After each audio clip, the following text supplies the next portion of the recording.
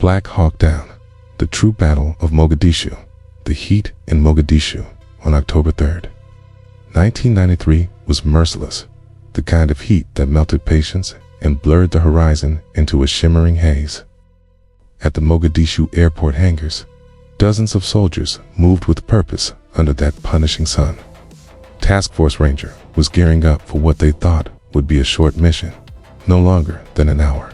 Deco captured 2 key lieutenants of warlord Mohamed Farrah Aidid, the man whose militia had been terrorizing the city and ambushing United Nations convoys. Inside the briefing tent, Major General William Garrison stood before a map littered with red markers.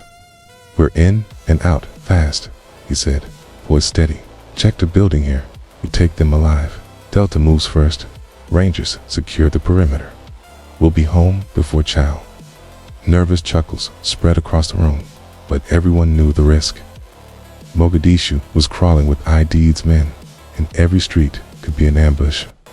Sergeant Matt Eversman, leading Chalk 4, adjusted his helmet and looked over at his men. "It's just another run," he said quietly, more to himself than to them. Private Blackburn grinned nervously, checking his gear twice. "I've never been shot at before," he muttered. Eversman clapped him on the shoulder. "Stay close, follow orders, and we'll be fine."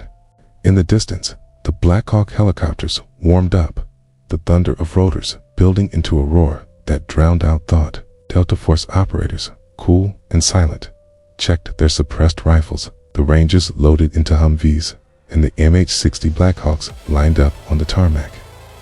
It was 3:42 p.m. when the first chopper lifted off, kicking up dust and rock.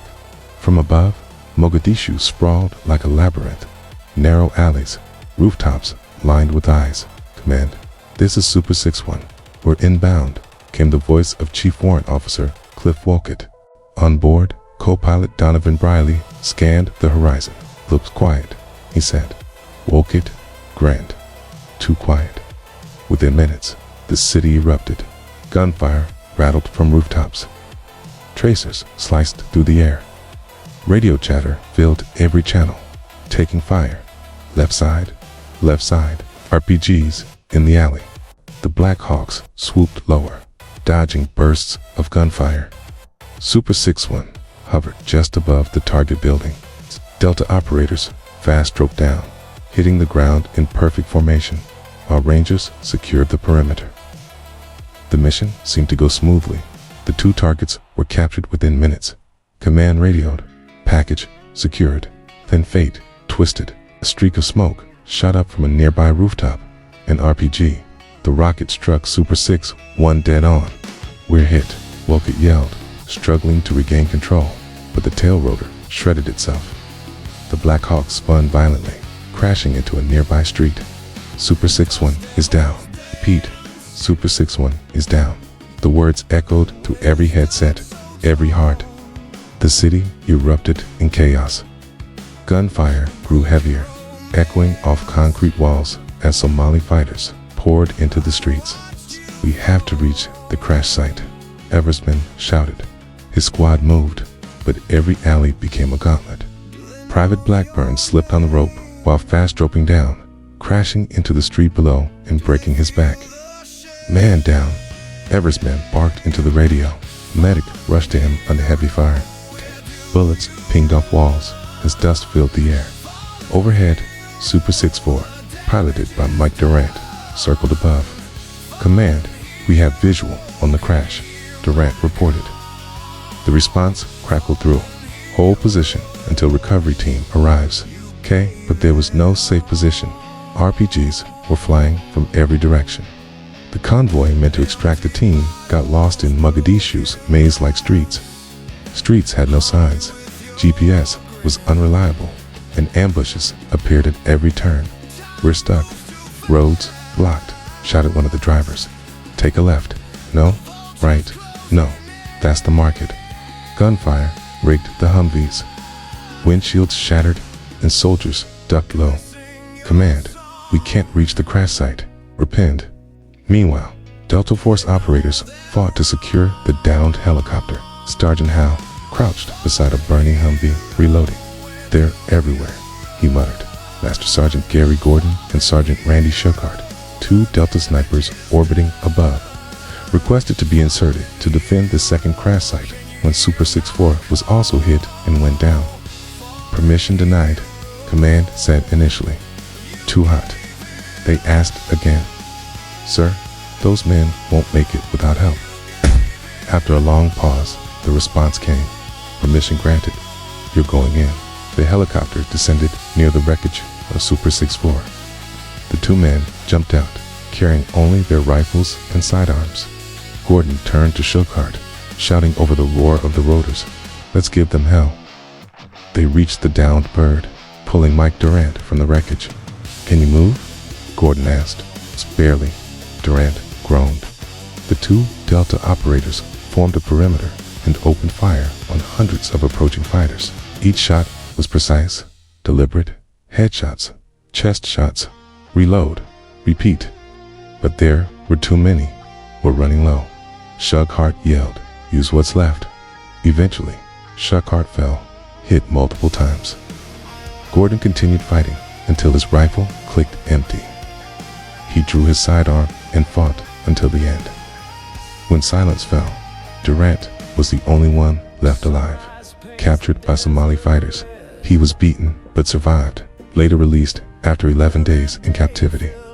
Back across the city, Eversman's Rangers were trapped in an abandoned building near the first crash site. The walls were riddled with bullet holes.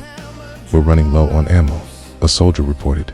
"They make every shot count," Eversman said, grimly calm. They fought through the night, wounded men screaming for medics, gunfire never ceasing. "Command, we're surrounded," came a desperate voice. "We need extraction." Air support circled above, firing miniguns and Hellfire missiles into enemy positions. The night sky glowed orange. One ranger was hit. Another dragged him behind cover. "Stay with me," shouted the medic, pressing his hands to the wound.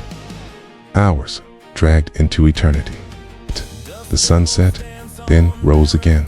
Reinforcements from the 10th Mountain Division and Pakistani armored units finally broke through the city's edge at dawn. The sound of tank engines became the sweetest music the survivors ever heard. "Hang on, boys," said a voice over the radio. "We're coming." At sunrise, the rescue convoy reached the trapped men. Eversman's group staggered out, exhausted, dehydrated, bleeding, yet still standing. Some carried the wounded, others refused evacuation until everyone else was safe. When they reached the stadium base, soldiers collapsed on the ground, covered in dust and blood. One ranger looked around and said softly, "We went in for 1 hour and stayed all night. 18 Americans were dead, more than 70 wounded. Nearly 200 Somali fighters were killed. The mission's cost was beyond calculation, yet it showed the world the brutal reality of modern urban combat and the unbreakable bond of those who fight beside each other." Back in the States, the story was told and retold, but for the men who were there, it never ended. The sound of rotor blades, the smell of smoke, the screams over the radio, those never faded. Mike Durant would later say, "They came for me knowing they wouldn't come back." That's what brotherhood means.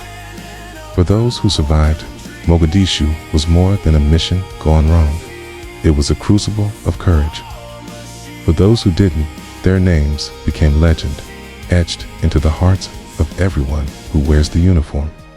And so, in the silence after the battle, as dawn broke over a battered city, one truth stood clear. They never left their brothers behind.